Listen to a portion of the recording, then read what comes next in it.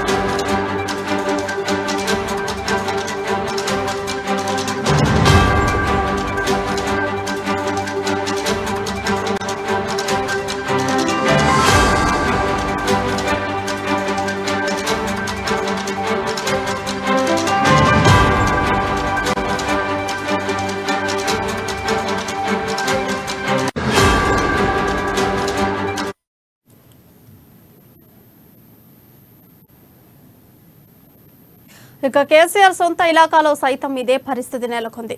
కేసీఆర్ పోటీ చేస్తున్న గజ్వేల్, కామారెడ్డిలో బీఆర్ఎస్ శ్రేణులు తిరుగుబాటు చేస్తున్నారు.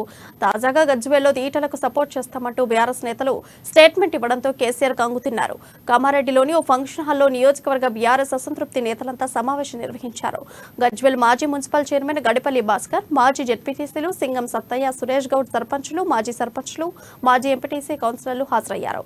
బీఆర్ఎస్ లో నాయకులకు గౌరవం లేకపోవడం వల్ల పార్టీ వీడుతున్నామని వారు ప్రకటించారు. సంక్షేమ పథకాల పంపిణీ కార్యక్రమంలో, ఇతర ప్రారంభోత్సవాల్లోనూ తమకు ప్రాధాన్యత కల్పించడం లేదని బీఆర్ఎస్ శ్రేణులు తీవ్ర అసంతృప్తికి లోనయ్యారు. ఈ నేపథ్యంలో పార్టీని వీడేందుకు కామారెడ్డి బీఆర్ఎస్ నేతలు సిద్ధమయ్యారు. ఇక ఇదే అంశం మీద మా ప్రతినిధి రాజు అందిస్తారు. రాజు, చెప్పండి. ప్రియా, సీఎం కేసీఆర్ ఏదైతే ప్రాతినిధ్యం వహిస్తా ఉన్నారో గజ్వేల్ నియోజకవర్గంలో ఆయనకు వ్యతిరేకత గాలి వీస్తా ఉందని మనం చెప్పవచ్చు. అదేవిధంగా ఆయన ఇప్పుడు మళ్ళీ కూడా కామారెడ్డి నుంచి కూడా పోటీ చేస్తామని సీఎం కేసీఆర్ చెప్తా ఉన్నారు. ఈ రెండు నియోజకవర్గాల్లో కూడా ముఖ్యంగా సీఎం కేసీఆర్ కి అయితే ఎదురుగాలు వీస్తా ఉంది అని మనం చెప్పవచ్చు. ముఖ్యంగా అక్కడ ఉన్న స్థానిక నాయకులు ఎవరైతే ఉన్నారో వాళ్ళు ఒక్కొక్కరిగా కేసీఆర్ కు తిరుగుబాటు జెండా ఎగరేస్తున్నారని కూడా మనం చెప్పవచ్చు. ముఖ్యంగా వాళ్ళందరూ కూడా అంటే బీఆర్ఎస్ కి సపోర్ట్ చేయము, అక్కడ ఎవరైతే ఇప్పుడు గజ్వేల్లో ఈటల రాజేందర్ చేస్తా అంటున్నారో పోటీ ఆయనకు సపోర్ట్ చేస్తామని చెప్పి కూడా బహిరంగంగానే చెప్తా ఉన్నారు. దీంతో బీఆర్ఎస్ పార్టీ నేతలు ఒకటేసారి కంగుతున్నారని చెప్పుకోవచ్చు. ముఖ్యంగా ఎలక్షన్స్ దగ్గర పడుతున్న కొద్దీ ఇట్లాంటి ఏదైతే అసంతృప్తులు ఉన్నాయో, పార్టీకి వ్యతిరేకంగా ఎవరైతే ఇలా పనిచేస్తా ఉన్నారో ఖచ్చితంగా ఇది పార్టీలో ఎలక్షన్స్ లో ఎదురుదెబ్బ తగిలే అవకాశం ఉంది అని చెప్పి కూడా పార్టీ నేతలు అయితే భావిస్తా ఉన్నారు. ముఖ్యంగా అదేవిధంగా కామారెడ్డిలో ఫంక్షన్ హాల్లో నియోజకవర్గ బీఆర్ఎస్ అసంతృప్తి నేతలు ఎవరైతే ఉన్నారో వాళ్ళందరూ కూడా నిన్న సమావేశం కావడం జరిగింది. మున్సిపల్ చైర్మన్ గడిపల్లి భాస్కర్, మాజీ జెడ్పీటీసీలు, అదేవిధంగా సర్పంచులు, కౌన్సిలర్లు, ముఖ్యమైన నాయకులు వీళ్ళందరూ కూడా ఒకటే చెప్తా ఉన్నారు. పార్టీలో మాకు సరైన ప్రాతినిధ్యం లభించడం లేదు, గౌరవం దక్కడం లేదు అని చెప్పి కూడా, అదేవిధంగా అవి ఏదైనా ప్రభుత్వం కానీ లేదంటే ఏదైనా ఇతర కార్యక్రమాల్లో కానీ మమ్మల్ని భాగస్వాములను చేయట్లేదు, ప్రారంభోత్సవాల్లో కూడా మాకు ప్రాధాన్యత ఇవ్వడం లేదు అని చెప్పి కూడా ఒకంత అసంతృప్తికి గురవుతా ఉన్నారు. సో ఈ నేపథ్యంలో వాళ్ళు ప్రత్యేకంగా మీటింగులు ఏర్పాటు చేసుకొని పార్టీ ఖచ్చితంగా మన స్టాండ్ పార్టీకి సపోర్ట్ చేయకూడదు, మనము ఇతరులకు వేరే ఏ పార్టీకి వెళ్ళాలి, ఏ పార్టీకి సపోర్ట్ చేయాలని చెప్పి కూడా వాళ్ళందరూ నిర్ణయించుకున్నట్టుగా కూడా మనకు సమాచారం అంతా ఉంది. అదేవిధంగా గజ్వేల్లో చూసుకున్నట్టయితే గజ్వేల్లో కూడా అక్కడ ఈటల రాజేందర్ కు సపోర్ట్ చేస్తామంటూ బహిరంగంగానే బీఆర్ఎస్ నేతలు స్టేట్మెంట్ ఇస్తా ఉన్నారు.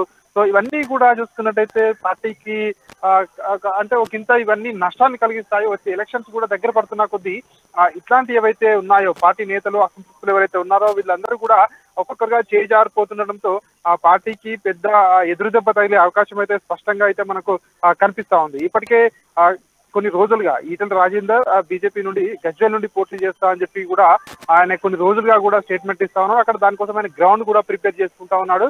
అదేవిధంగా అక్కడ అధిష్టానం ఆదేశిస్తే ఖచ్చితంగా గజ్వేల్ నుండి పోటీ చేస్తామని చెప్పి ఈటల రాజేందర్ అయితే చెప్పడం జరిగిందో, ఈ నేపథ్యంలోనే ఆయనకు సపోర్ట్ చేస్తామని చెప్పి కూడా వీళ్ళందరూ కూడా పార్టీని ధిక్కరించి ఇలా స్టేట్మెంట్ ఇవ్వడం అయితే దాదాపుగా పార్టీకి అయితే నష్టం అని చెప్పొచ్చు. దాదాపు వీళ్ళందరూ కూడా 150 మంది వరకు ముఖ్య నాయకులు, కార్యకర్తలు ఈ గజ్వేల్ ఈటల రాజేందర్ ని గెలిపిస్తాము, ఖచ్చితంగా కేసీఆర్ ఓడిస్తాము, చరిత్ర సృష్టిస్తామని చెప్పి కూడా వాళ్ళు చెప్పడం అయితే కారులో కింద కలవరం మొదలైందని చెప్పవచ్చు. ప్రియా, రాజు, ఇప్పుడు కేసీఆర్ గజ్వేల్ కామారెడ్డిలో పోటీ చేయడం అనేది జరుగుతుంది. అయితే దీనికి బీఆర్ఎస్ శ్రేణులు ఎందుకని తిరుగుబాటు చేస్తున్నారు? ప్రధాన కారణాలు ఏమై ఉండొచ్చు?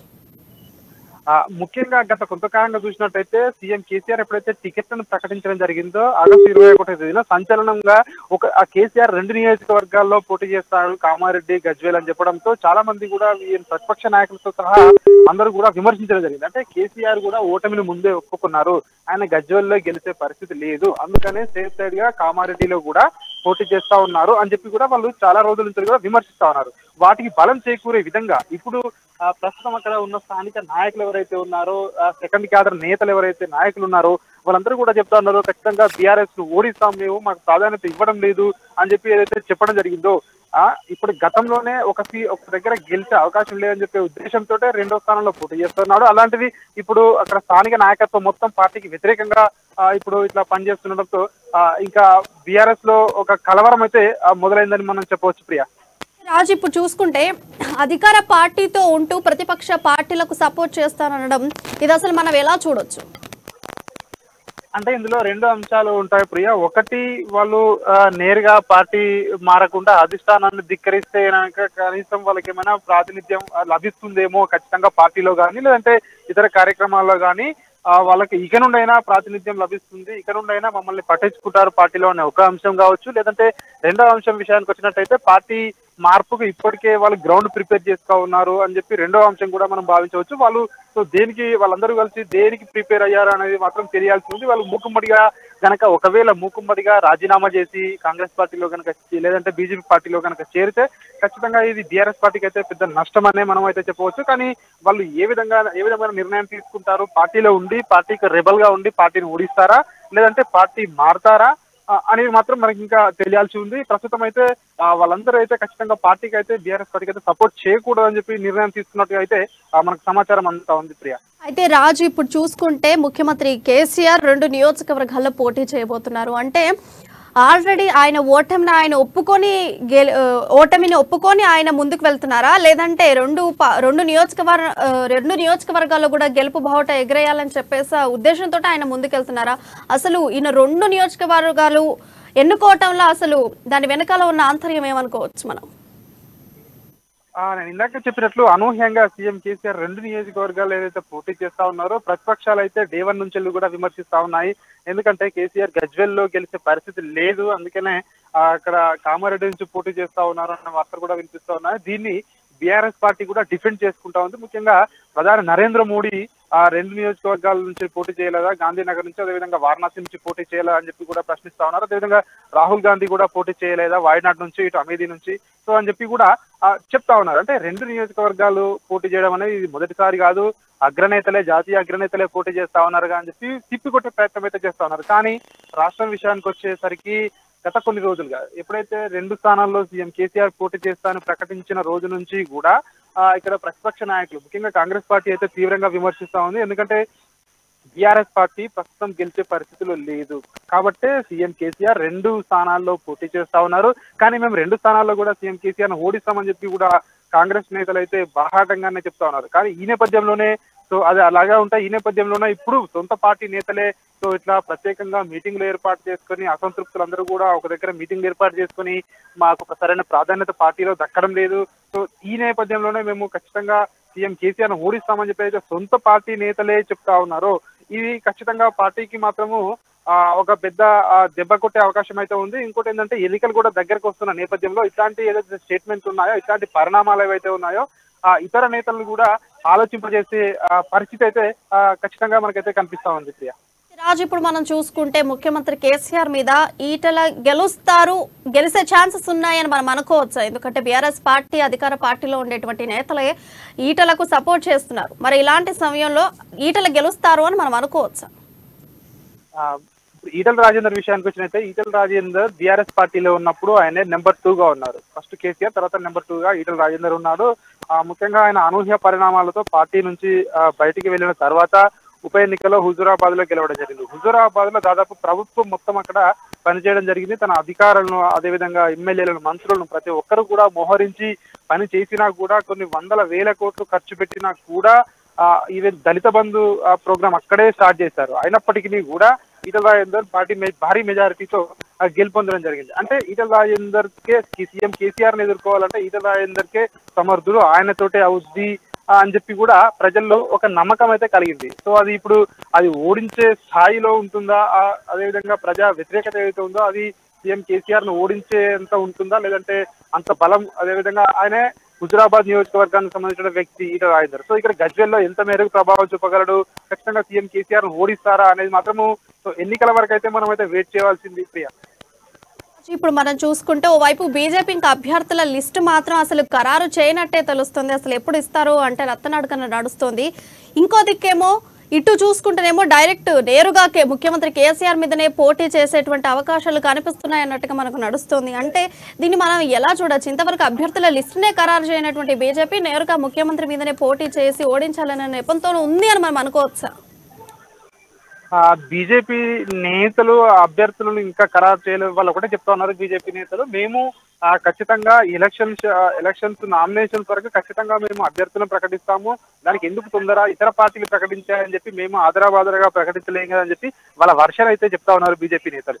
అయినప్పటికీ చాలా మంది ఇటు కాంగ్రెస్ కానీ ఇటు బీఆర్ఎస్ కానీ విమర్శిస్తా ఉంది, బీజేపీకి అభ్యర్థులు లేరు, దాదాపు మెజారిటీ అంటే సగానికి పైగా స్థానాల్లో అభ్యర్థులు లేరని చెప్పి రాజకీయంగా విమర్శలు అయితే ప్రతి విమర్శలు అయితే సాగుతా ఉన్నాయి. ఈ నేపథ్యంలోనే అయితే ఈటల రాజేందర్ విషయానికి వచ్చినట్టయితే గత కొన్ని రోజులుగానే నేను అధిష్టానం ఆదేశిస్తే ఖచ్చితంగా గజ్వేల్లో పోటీ చేస్తానని చెప్పి కూడా ఆయన ప్రకటించడం, అదేవిధంగా దానికి సంబంధించి ఆయన గ్రౌండ్ ను కూడా ప్రిపేర్ చేసుకోవడం, గజ్వేల్లో పలుమార్లు కార్యకర్తల సమావేశం ఏర్పాటు చేయడం జరిగింది. ఈటల రాజేందర్ తరచుగా అక్కడ గజ్వేల్కి ఆయన అక్కడ వెళ్తా ఉన్నారు, అక్కడ పర్యటన చేస్తా ఉన్నారు, అక్కడ గ్రౌండ్ లెవెల్లో ఎట్లా ఉంది, సో మెయిన్ కార్యకర్తలు ఎవరైతే ఉన్నారో వాళ్ళందరినీ కూడా ఒక తాటిపైకి తీసుకొచ్చే ప్రయత్నం అయితే గత కొన్ని నెలలుగా కూడా ఈటల రాజేందర్ అయితే చేస్తా ఉన్నారు.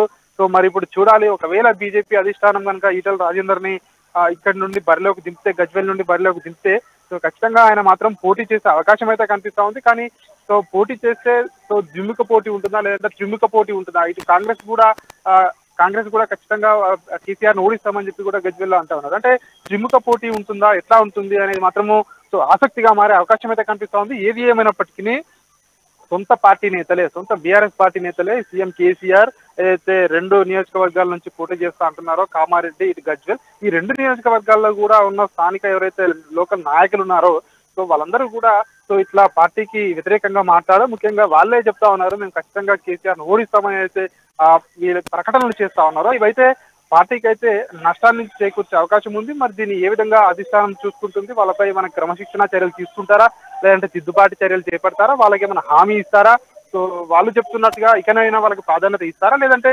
వాళ్ళ దారి వాళ్ళని చూసుకోమంటారా, సో ఇవన్నీ కూడా సో ఇంకా మనకు తెలియాల్సి ఉంది ప్రియా.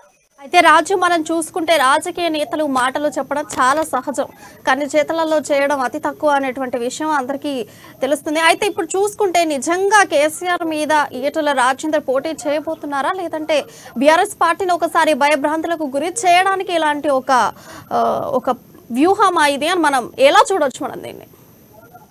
ప్రియా, ఇందులో 2 అంశాలు ఉంటాయి. ఒకటి, ఈటల రాజేందర్ చెప్తా ఉన్నాడు, నేను బై ఎలక్షన్స్ లో దాదాపు సీఎం కేసీఆర్ నే ఓడించేంత పనిచేశాను, ఎందుకంటే అక్కడ అభ్యర్థి కాదు సీఎం కేసీఆర్ కు ఇటు వర్సెస్ ఈటల రాజేందర్ కనుక అదే విధంగా పోటీ జరిగింది కాబట్టి నేను ఆల్రెడీ కేసీఆర్ ను ఓడించానని చెప్పి ఈటల రాజేందర్ బహిరంగంగానే చెప్పడం జరిగింది. సో ఈ నేపథ్యంలోనే అంటే ఈటల రాజేందర్ పోటీ చేస్తే హుజురాబాద్ అదేవిధంగా గజ్వేల్ 2 నియోజకవర్గాల్లో చేస్తారా, సో లేదంటే ఓన్లీ గజ్వేల్లోనే పోటీ చేస్తారా అని మాత్రం తెలియాల్సి ఉంది. కానీ ఈటల రాజేందర్ గత కొద్ది కాలంగా చెప్తా ఉన్నారు, అంటే ఇది ఓన్లీ మాటల వరకే పరిమితం అవుద్దా లేదంటే ఆయన నిజంగానే సీఎం కేసీఆర్ పై పోటీ చేస్తారా, సో అల్టిమేట్ గా అది అధిష్టానం నిర్ణయించాలి. ఎందుకంటే ఆ టికెట్ల కేటాయింపు అనేది అధిష్టానం చేతిలో ఉంటుంది కాబట్టి సో అధిష్టానం ఏ మేరకు నిర్ణయం తీసుకుంటుంది, మరి ఈటల రాజేందర్ ని గజ్వేల్లో పోటీకి దింపుతుందా అనేది మాత్రము సో మనకు తెలియాల్సి ఉంది. ఒకవేళ ఈటల రాజేందర్ ప్రకటన కనుక సో రాజకీయంగానే చేశాడా లేదంటే నిజంగానే వాళ్ళపై పోటీకి కేసీఆర్ పై పోటీ చేస్తానని చెప్పి రెడీగా ఉన్నాడా అనేది మాత్రము అది రాజకీయ వర్గాల్లో నేతల మాటలు మనం ఎప్పటికీ కూడా సో రెండు రకాలుగా విశ్లేషించాలి కాబట్టి సో అది పోటీ చేసి అంటే టికెట్ అనౌన్స్ అయ్యేంత వరకు కూడా మనకు అది సంశయంగానే ఉండే అవకాశం అయితే స్పష్టంగా కనిపిస్తా ఉంది ప్రియ. అయితే రాజు ఇప్పుడు చూసుకుంటే ఎలక్షన్ క్యాంపెయిన్ కూడా ఎలక్షన్స్ కి టైము మహా చూసుకుంటే ఒక 30 to 40 days మాత్రమే ఉంది. అండ్ బీజేపీ మాత్రం ఇంకా అభ్యర్థుల్ని ఖరారు చేయలేదు. అసలు చూసుకుంటే 119 నియోజకవర్గాల్లో ఒక్కో రోజు క్యాంపెయిన్ చేసినా అది సరిపోయేలా లేదు. మరి బీజేపీ అధిష్టానం దీన్ని ఎలా చూస్తుంది? అసలు క్యాంపెయిన్ చేయాలనుకుంటుందా లేదా? ఈసారి అసలు గెలవాలనుకుంటుందా లేదా? దీన్ని మనం ఎలా చూడవచ్చు?